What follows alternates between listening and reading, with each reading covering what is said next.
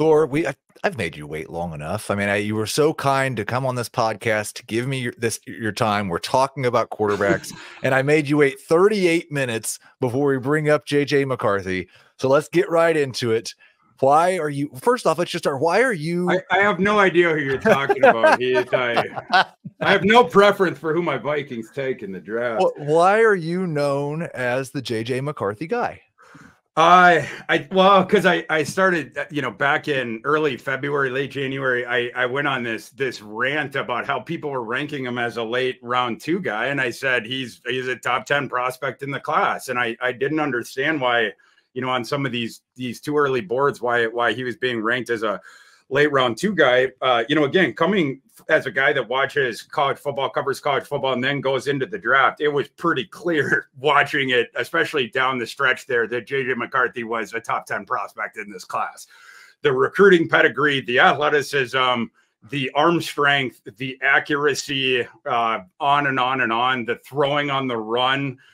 He just had all that different stuff. Is he the complete package? Maybe not, but is that the package of a guy that goes in the top 10? Yeah. So I was sort of responding to a narrative, and then obviously, since then that's, he's just a top 10 guy. So, I guess that's what I'm known as now. But I mean, he's a quality prospect, and we'll see where it ends up going on draft day. But yes, speaking to the athleticism, 6th best 3-cone time at the NFL Combine, regardless of positions, at 17 pounds heavier than his Michigan bio, which checked the size concerns. His max velocity throw, 61 miles per hour, was 1 mile per hour less than the NFL Combine record to the arm strength stuff. And then, accuracy, he was 5th in the FBS last year and on target rate. And then the throwing on the run thing, like I said, I in conjunction with that arm strength. You have a lot of quarterback prospects where they're a good athlete and they have a good arm, but those two things do not work with one another on the field. Joe Milton being an example of this. Arguably, we talked about this a little bit ago. Jaden Daniels, sort of, right? Like where he doesn't really throw on the run.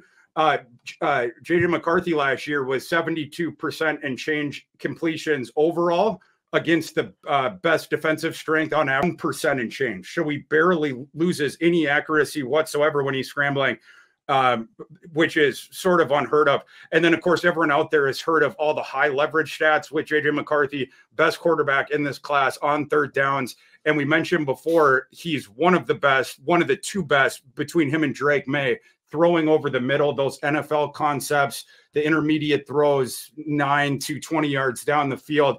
NFL coaches absolutely love that stuff. And of course, a sitting NFL head coach for the Chargers believes he should be the 1st overall pick. The guy that he won the national title for last year is a 20-year-old true junior. Okay, Dave. So he mentioned that. I'm glad you said that 20-year-old part, because I've heard some people talk like JJ McCarthy might be the guy that we're talking about in amongst the top 4 who is most likely to need a year of seasoning or a year sitting on the bench, may not be ready to start week 1 of next year. I think the other part that goes hand in hand with that, and you can kind of talk about both pieces, is we're comparing a lot more reps for most of these guys than we are JJ McCarthy in terms of just dropping back and passing, because Michigan wanted to run the ball 9 out of 11 times. Do either of those things, like, does that give him a little bit more upside long-term? Any more concern in year 1? Well, I look at it a little bit differently. First of all, I think he could start week 1 this year. I think he's ready for that now, especially if it's an offense that he's comfortable in and is surrounded with good talent. If he ends up being Minnesota's quarterback, like Thor is seemingly projecting, I think he'd be pretty good. Certainly would not be a bad thing. It could, let's put it this way, it could be worse immediately out of the gate for Jefferson, Addison, and then eventually Hawkinson when he comes back. But I think he's got a high floor. I think he's ready to go. Ran a ton of pro-style concepts. Thor talked about the middle of the field throws. He did throw plenty of anticipatory passes as well. And as for the whole, well, he didn't throw that much. He did what he was asked to do. He was still a fantastic prospect. Did you know he was a Chicago guy, Heath? So he grew up in Park Ridge, Illinois, big-time prospect. And a hockey player. Yeah, hockey player, so he's tough. Went to Michigan, waited his turn there. And then very early on in 2022, he got under center and he didn't give up the job. And I think that he's absolutely the type of guy that can go to a team now, I think the flaws with him are kind of small compared to a lot of other players. And I think he does have some good upside if it's the right landing spot, if it's the right team with the good coaching staff that gets behind him and gives him the chance to do well. It wouldn't surprise me. I said it with New England with Drake May. I think McCarthy could flourish there too. Okay, Thor. So you're on the clock. Is it JJ McCarthy or is it Drake May, and why? JJ for me. Yeah. And I totally agree with Dave. For me, I do think that McCarthy could start earlier on. For me, it's May as the guy that needs a little bit of seasoning, for some of the reasons that we were mentioning before. McCarthy last year, in an NFL style system for NFL coaches currently in the NFL, won that national championship.